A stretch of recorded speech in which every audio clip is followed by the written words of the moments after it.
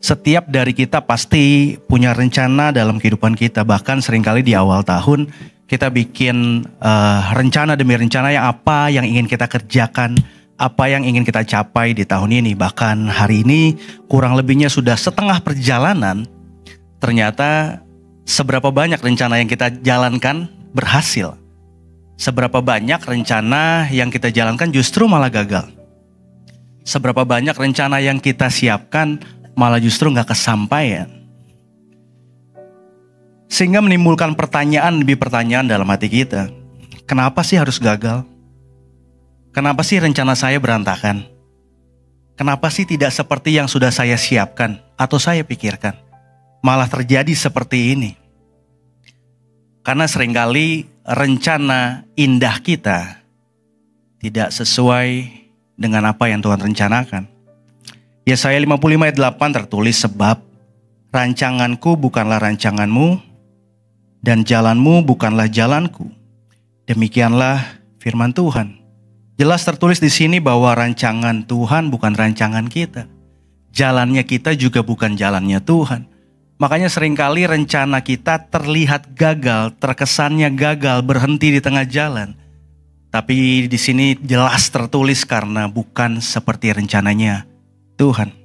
Saya mau bagikan ada 3 apa arti ketika Tuhan mengizinkan atau ketika Tuhan mengubah rencana kita. Yang pertama, saat Tuhan sedang mengubah rencanamu, saat Tuhan sedang mengubah rencana kita, Dia sedang mencari perhatian kita. Dalam artian bukan seperti anak kecil yang teriak-teriak nangis mencari perhatian orang tuanya.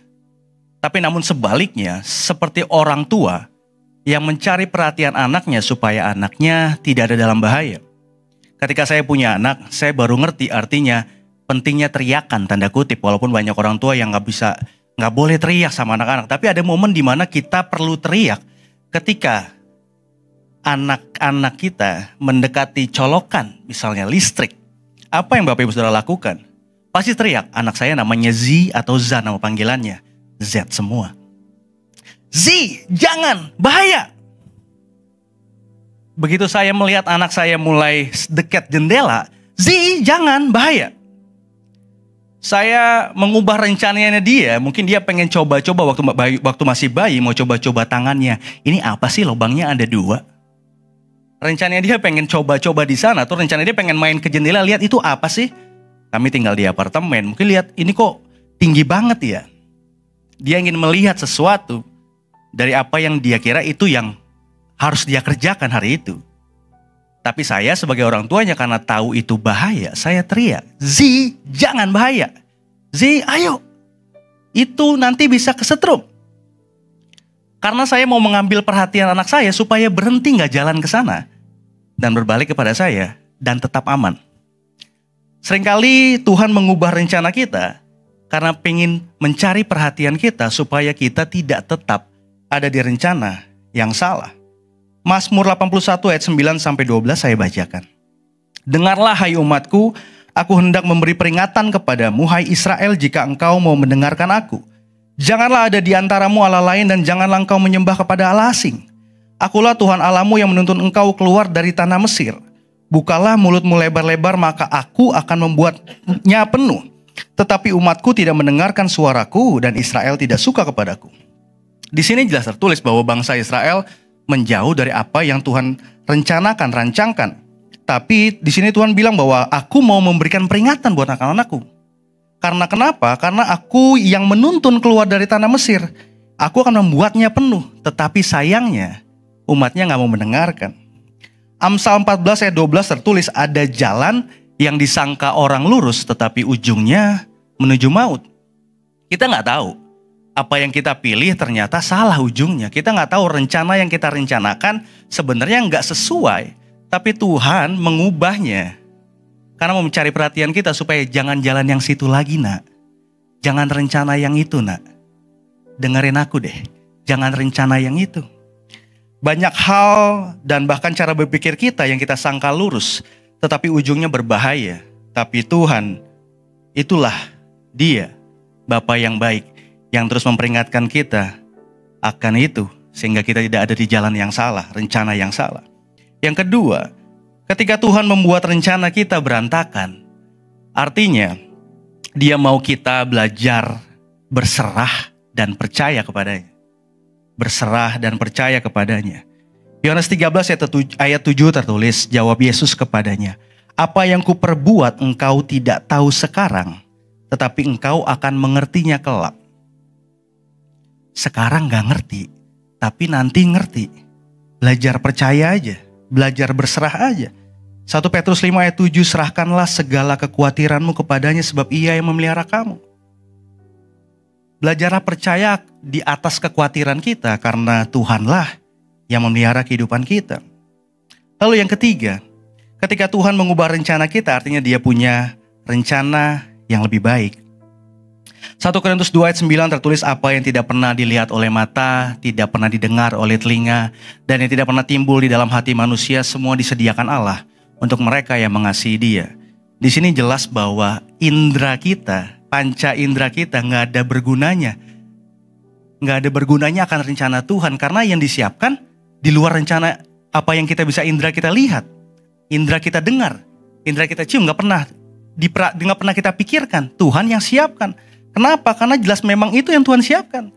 Seringkali rencana Tuhan nggak pernah ada di pikiran kita, nggak bisa dilihat mata, nggak pernah kita dengar. Tahu-tahu jalannya ke sini. Karena jelas rencana Tuhan adalah rencana yang terbalik. Tapi Tuhan terus memampukan kita melewati kesulitan demi kesulitan sehingga kita bisa mengerti maksud Tuhan. Saya mau tutup dengan ayat ini, Amsal 10 ayat 28. Harapan orang benar akan menjadi sukacita, tetapi harapan orang fasik menjadi sia-sia. Ketika kita menaruh harapan akan rencana Tuhan, kita percaya bahwa rencana Tuhan yang terbaik lebih baik daripada rencana terbaik kita. Ujungnya adalah sukacita. Saya tutup dengan kesaksian saya sebentar. Saya menikah tahun ini kurang lebih 12 tahun. Benar ya sayang, 12 tahun ya? Oh, maaf, laki-laki suka lupa. Nggak dimarahin habis ini ya. 12 tahun pernikahan kami diawali dengan 3 tahun kami menikah. Kami, namanya orang menikah pengen punya anak. Namanya orang menikah pasti pengen punya anak, pengen punya keturunan. Dalam 3 tahun pernikahan kami, 3 tahun setiap hari berdoa pengen punya anak, gak sampai akhirnya tahun ketiga pernikahan kami, istri saya mengandung. Istri saya mengandung dan akhirnya happy lah. Biasalah orang tua kalau akhirnya punya anak, waktu itu zamannya Facebook dan pet. Jadi saya pamerin gitu di sana. Setiap sebulan sekali kita USG, terus pamerin anak-anak, wah janinnya pamerin. Singkat cerita di bulan ketiga, kurang lebihnya di bulan ketiga, saya lagi pelayanan seharian, saya main drum, saya pelayanan seharian, istri saya bilang, sayang aku pendarahan. Dia bilang. Sambil pelayanan pikiran saya aut-autan gitu ya, pendarahan, tapi saya bilang ini, enggak, Tuhan kalau kasih enggak mungkin setengah-setengah, Tuhan pasti kasih yang terbaik. Kita terus bilang, terus katakan firman Tuhan, katakan yang terbaik. Kurang lebih selama dari sore ke malam, saya bilang sama istri saya dikit-dikit WhatsApp, lihat. Semua kata-kata yang terbaik, firman terbaik, semua saya coba utarakan di sana. Singkat cerita, sampai malam istri saya nggak selesai pendarahannya. Saya pulang ke rumah, nggak berhenti juga. Saya pegang perut istri saya, semua firman Tuhan yang saya tahu, saya keluarin semua di situ. Rencana Tuhan, rencana yang gak penuh kegagalan, pasti damai sejahtera. Semua firman Tuhan yang saya tahu, saya doain dan pegang istri saya. Saya pegang perut istri saya. Tapi akhirnya ujungnya jam kurang lebih sekitar 11-12 malam pendarahan yang gak berhenti. Saya bawa istri saya ke rumah sakit. Singkat cerita. Janin yang dalam istri saya kurang lebih hampir 4 bulan, 3,5 bulan. Ternyata gak bertumbuh.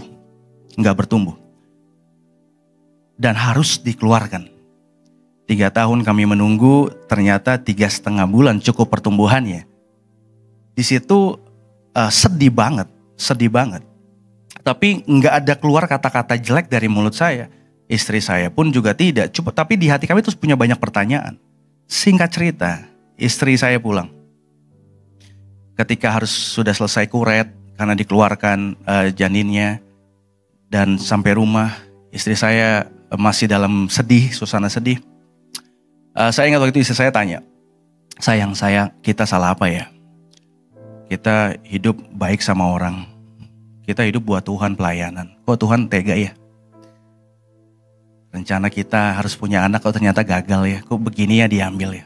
Tiba-tiba di momen itu saya percaya ini hikmat daripada Tuhan. Saya bilang bahwa berkat daripada Tuhan bukan hanya sesuatu yang wah yang kita lihat.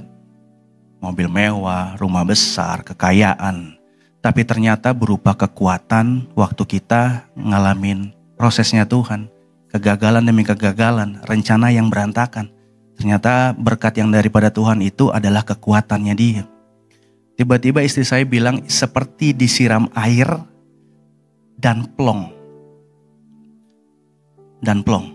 Dan akhirnya momen itu saya bikin lagu yang akan jadi single ketiga Ici nanti.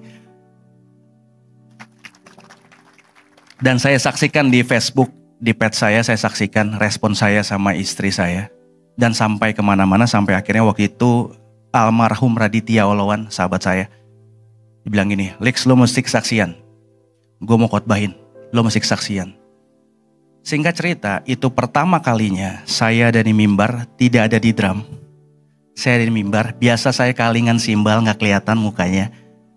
Di momen itu, saya pertama kali megang mic, saya ngomong di atas mimbar, saya menyaksikan kesaksian saya seperti ini di depan banyak orang. Kurang lebih, berarti 7 tahun lalu, kurang lebih 7-8 tahun lalu. Dan akhirnya, dalam tahun-tahun berikutnya saya ngerti, iya sih, janin anak saya rencananya gagal, ternyata Tuhan kasih rencana yang lain. Saya bisa berdiri di tempat hari ini karena momen pertama 7-8 tahun lalu yang Tuhan izinkan untuk saya bisa menyaksikan. Sehingga saya bisa berbicara, dikasih kehormatan ada di depan sini untuk Bapak Ibu Saudara. Karena tahu bahwa ketika saya mengambil bagian untuk percaya sama rencananya Tuhan, ternyata saya tahu rencana Tuhan yang terbaik.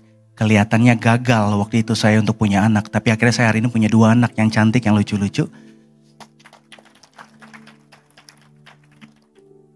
Dan yang paling penting adalah saya dikasih keberanian dan kesempatan sama Tuhan sampai akhirnya bisa melayani di mimbar untuk bisa memberitakan firman Tuhan diawali dari kehilangan. Saya berdoa buat Bapak Ibu Saudara, kehilangan rencana apapun hari ini, percaya ada rencana Tuhan yang lain, yang lebih baik buat kita semua. Dan pastinya di titik nanti kita akan bisa ngeliat, oh ini toh Tuhan, oh ini loh Tuhan, semua mendatangkan kebaikan.